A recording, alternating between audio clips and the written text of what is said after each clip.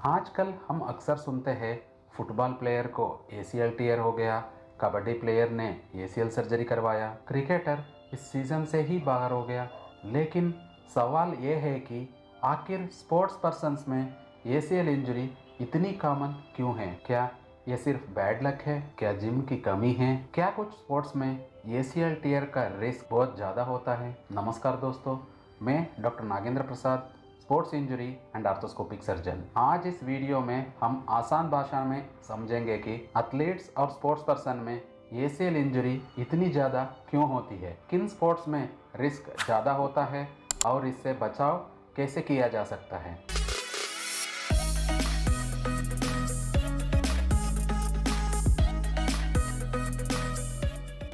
ACL यानी anterior cruciate ligament, ये नी के अंदर मौजूद एक इम्पॉर्टेंट लिगामेंट है। इसको काम होता है नी को स्टेबल रखना, अचानक मुड़ने से बचाना, रनिंग, जंपिंग और टर्निंग मूवमेंट्स को कंट्रोल करना। जब ये लिगामेंट फट जाता है तो पेशेंट को इंस्टेबिलिटी, स्वेलिंग, पेन और स्पोर्ट्स एक्टिविटी में डिफ़िकल्टी महसूस होने लगता है। अब बात करते हैं स्पोर्ट्स पर्सन में एसीएल टीयर ज़्यादा क्यों होता है। फुटबॉल, कबड्डी, बास्केटबॉल, बैडमिंटन जैसे स्पोर्ट्स में प्लेयर्स को अचानक डायरेक्शन बदलनी पड़ती है। जब पंजा ग्राउंड पर फिक्स होता है और बॉडी तेजी से ट्विस्ट करती है, तब एसीएल पर बहुत ज़्यादा स्ट्रेस आता है। यही एसीएल इंजरी का सबसे कॉमन मैकेनिज्म है। दूसरा है जंपिंग और इनकरेक्ट लैंडिंग। बास्केटबॉल, वॉलीबॉल और कबड्डी जैसे स्पोर्ट्स में बार बार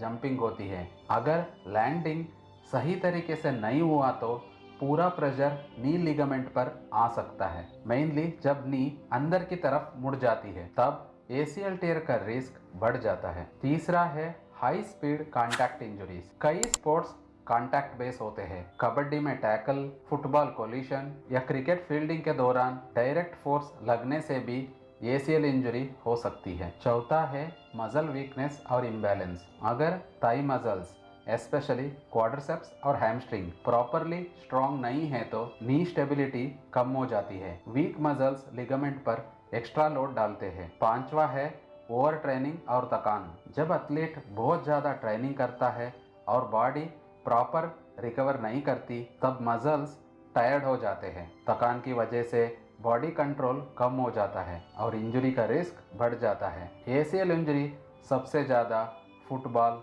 kabaddi, basketball, badminton, rugby, skiing और कुछ केसेस में क्रिकेट फील्डिंग के दौरान भी देखी जाती है। और इन सभी स्पोर्ट्स में ट्विस्टिंग, पाइवोटिंग और सडन मूवमेंट्स ज़्यादा होते हैं। एसीएल टीयर के दौरान कई एथलीट्स बताते हैं कि नी में पॉप की आवाज़ आई, तुरंत स्वेलिंग आ गई, नी अनस्टेबल लगने लगा, रनिंग करना मुश्किल हो गया, डायरेक्शन चेंज करते समय घुटना मुड़ जाता है। ऐसे सिम्टम्स को कभी इग्नोर नहीं करना चाहिए। एसीएल इंजरी के रिस्क को कम करने के लिए प्रॉपर वार्म अप करें, स्ट्रेंथ ट्रेनिंग करें, लैंडिंग टेक्निक इम्प्रूव करें, बैलेंस ट्रेनिंग करें और सही रिहाब के बिना स्पोर्ट्स में वापस ना करें। इंजरी प्रिवेंशन ट्रेनिंग कई एथलीट्स में एसीएल टीयर की रिस्क कम कर सकती है। याद रखिए, एसीएल इंजरी सिर्फ एक लिगामेंट इंजरी नहीं है, ये कई एथलीट्स के कैरियर को चोट पहुंचा सकती है। लेकिन